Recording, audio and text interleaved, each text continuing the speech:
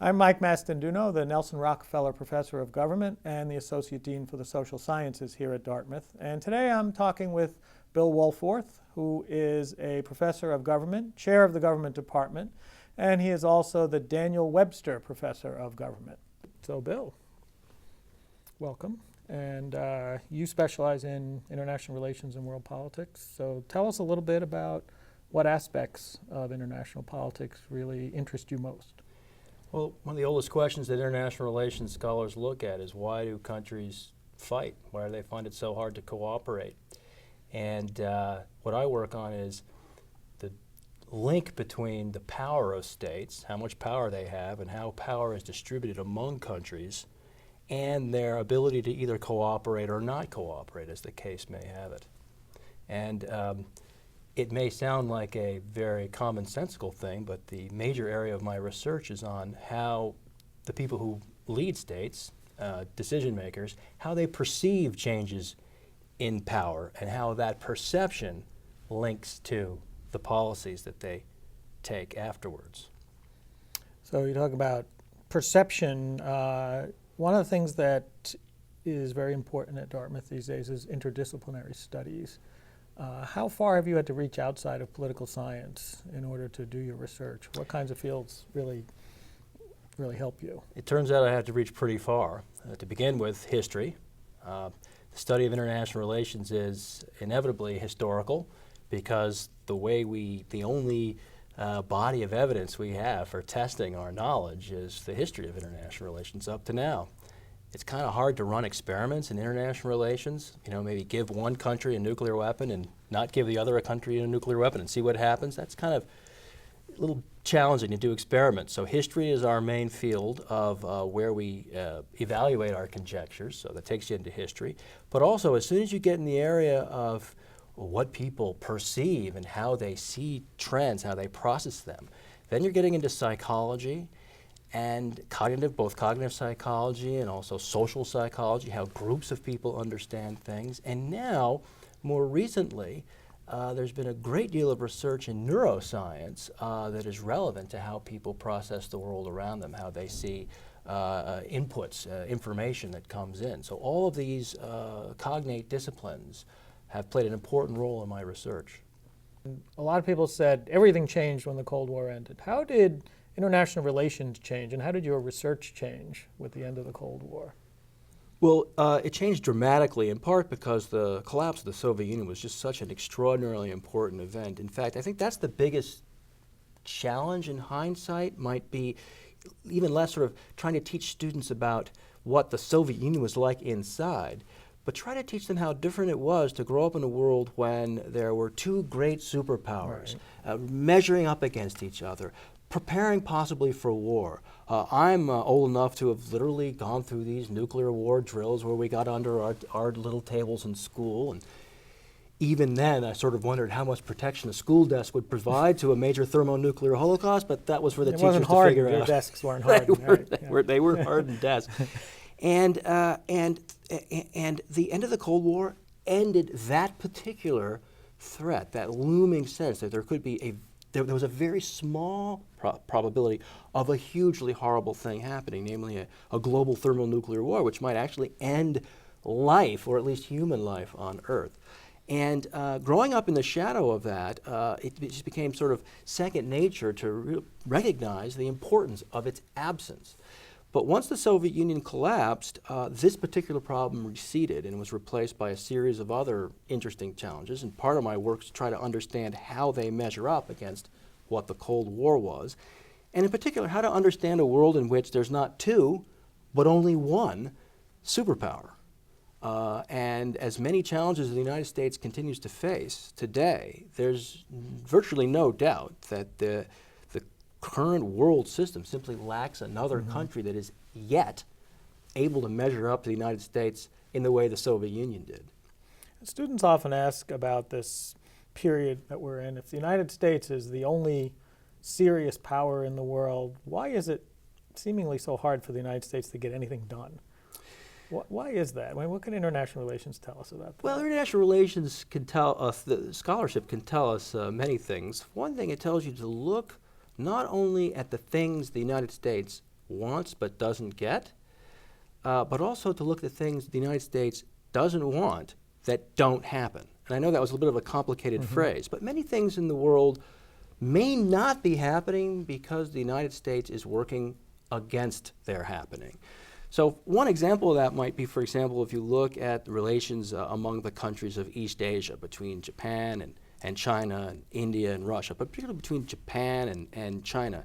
If the United States weren't involved, in particular by enhancing the security of Japan, would we be now witnessing a Cold War between Japan and China that might be quite dangerous? So that's just one of many things in international relations that are arguably not happening because the United States is actively working for them not to happen. And the second thing is that there are a lot of things under the radar of many observers that are actually the result of the United States having a great deal of influence in the world. And one quick example of that is if you look at the whole agenda of the world international organizations and top countries in the world, this agenda is dominated by concerns that are very close to the United States, such as how to deal with terrorism, how to fix the financial system, how to make the world economy stable for a global market economy. In other words, we're not winning every item on the agenda, but I would ask people to step back and ask themselves, how did that agenda get there in the first place? And might it be there in part just because the United States is such an influential player on the world scene? Yeah, people don't always appreciate agenda-setting power in that way.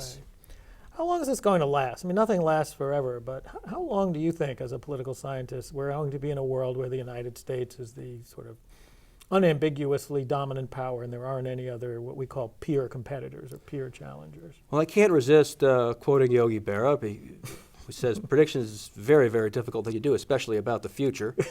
But these predictions are notoriously difficult. On the other hand, we got to try. It's the nature of political science to make an attempt, if for no other reason, to kind of measure in hindsight how right we were. And I think we've got many decades to come in which there will be no, to use the term of art, peer competitor of the United States. That is to say, a state that matches the United States or comes close to it in all of the underlying dimensions that bring states power, which would include both technological capacity, the overall size of the country's economy, the wealth of the country's economy, the military capabilities, and so on and so forth. However, not everybody agrees. Many people think we're going to return to a world of relatively evenly matched powers within 15 or 20 years. I think they're wrong, but that's the debate that's going on today among both political scientists and intelligence analysts and people who watch world affairs. How much does it matter in foreign policy, whether the Republicans are in power or the Democrats? I mean, how important is that in terms of what you study, in terms of international politics as you see it? I think I would argue it's more important now than ever, because when the United States was tightly constrained by another superpower, as in the case of the Cold War, the pressures and challenges of the international system were sufficiently strong to reduce somewhat, to constrain the leeway of any particular leader of the United States, any particular president. Now the United States faces, to a much greater degree, it's operating in a realm of choice. It could decide dramatically to reduce its role in the world. It could decide to expand its role in the world. If it decides to expand its role in the world, it could choose to do that unilaterally on its own, lead by doing and hope others will follow, or it could do so consensually, trying to elicit agreement from other powers. And really, the choice of president can make a dramatic difference in which of these choices is ultimately made. Given, I think, the experience of the last, really the two administrations that we've seen since the end of the Cold War, the Clinton and the Bush administrations, you can see fairly dramatically different approaches taken to a relatively similar overall international structural setting. Obviously, there were important changes, particularly the attacks of 9/11. But that said, I think very few analysts would think that a different leader in office would have done exactly as President Bush did. And similarly, I think most people around the world, and I think rightly, expect the new President Obama to take a different tack on many of these key questions. So like what would you see as the most significant thing he might do differently?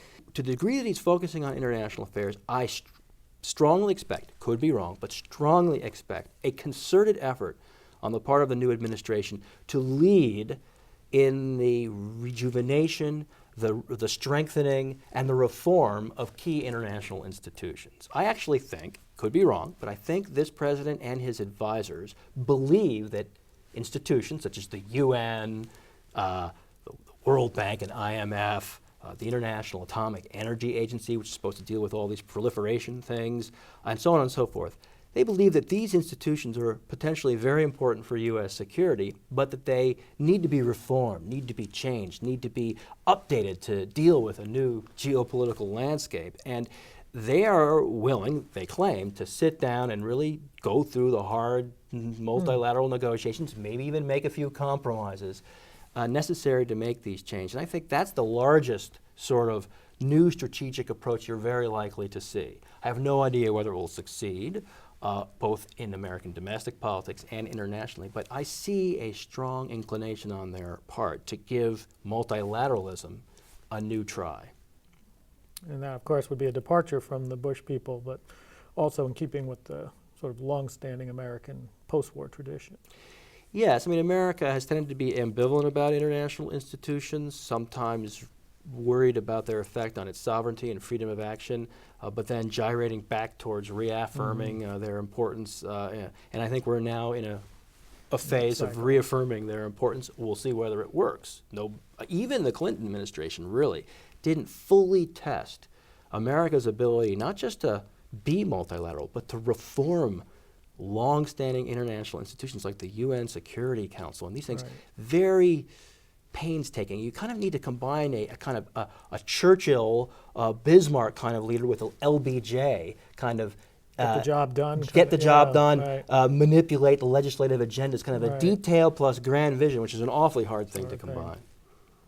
So writing for a public audience is one way that you reach in the academies, beyond the academy. Another way is being involved in the policy world. Now, you were just down in College Station, down in Texas. What were you doing down there, if you can tell us? And how does it relate to your research? Well, the National Intelligence Council is the arm of the U.S. intelligence agency that reaches out to non-governmental experts. And I am among many such experts to which they've reached out. And what we were doing at the recent conference was giving a kind of final or response to the National Intelligence Council's big report on long-term trends in the international system called the Global Trends 2025, where they're seeking to forecast what will the world look like in 2025. And it covers everything from economics to environment to global warming to, indeed, the subject of I've worked so much on, the distribution of power among states. And I've been involved in a group of scholars that has met with representatives of the National Intelligence Council over many, many years to discuss their various long-term forecasting products. But this was the sort of final release before it's out to the public. And in fact, it was just released to the public today. It's getting a considerable amount of press attention. I saw the New York Times story. Did that reflect accurately, do you think, the report and its findings? Pretty much. Yeah. The report is calling for a very much of a new world in 2025, owing to distribution of power changing, new challenges of terrorism and climate change, and the rise of non-state actors like rich corporations and terrorist organizations and the rest, which will utterly transform the landscape, they argue.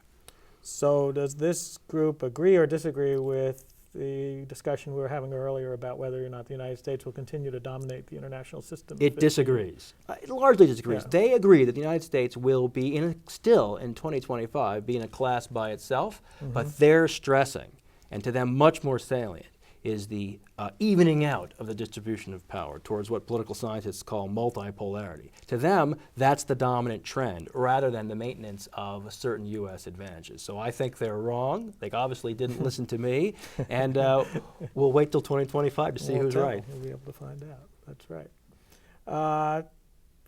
The government department at Dartmouth is very popular with undergraduate students. And I just wanted to ask you, to what extent do you integrate undergraduates into your research? Well, I do in several ways. First of all, we have an honors program in the government department, of which we're very proud, where our absolute top students complete honors theses. And I've had the pleasure to work with several students over recent years who've worked on pretty much this topic. How do other countries perceive the United States and its power? How do countries react to changing power relationships? Has there ever been a situation in the past that kind of looks like today, and what lessons can we draw from it? So there's honor students.